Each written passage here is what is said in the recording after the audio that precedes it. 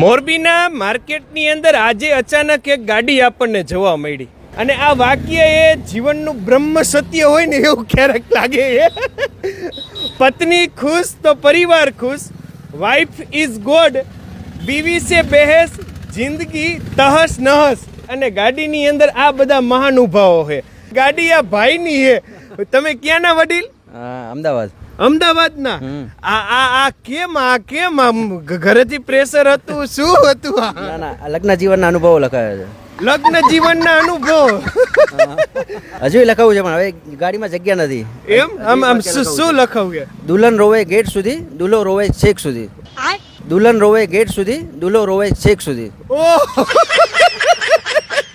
અલે એવું કઈ અંદરથી આમ દુઃખ છે કે આમ શોખ છે? ના ના, શોખ છે આવું એમ લખાવવાનો. એમને ઘરના કહેતા નથી કે હા હરિયામાં જાવ તો કેવરાવતું નથી? ના ના, પરમિશન લઈ લીધી છે. પરમિશન લઈને લગાવી. ક્યાં ગામના છે તમારા ઘરના? હારીજ. હારીજ ઈ ક્યાં આવ્યું? ઉત્તર ગુજરાત, પાટણ. પાટણની બાજુમાં એમ ને? પાટણના પટોળા વખણાય છે પણ પત્નીઓ આટલી બધી વખણાય કે પતિઓને વાક્યો લખવા પડે. ઈ ગજબ કહેવાય. કાસે કેસે લોગ રહેતે યાર યહાં પર.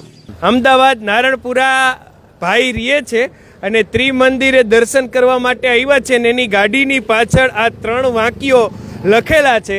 આવતા જતા વ્યક્તિઓ ખરેખર જો આ સમજી જાય તો ઘણા બધા દુઃખો એને મટી જાય. આપનો ખૂબ ખૂબ આભાર. મોરબીમાં મોરબી વાસીઓ વતી આપનો અમે હાર્દિક સ્વાગત કરીએ છીએ. આપની યાત્રા શુભ મંગલ રહે અને ઓલું ચોથું વાક્ય ક્યાંક આમાં જગ્યા કરીને અમાઈ જાય. એના માટે બીજી ગાડી લેવી પડશે. એમ ને? બીજી ગાડી લઈને બીજું વાક્ય તમારું હમાઈ જાય એવી શુભકામના. Thank you so much. Thank you.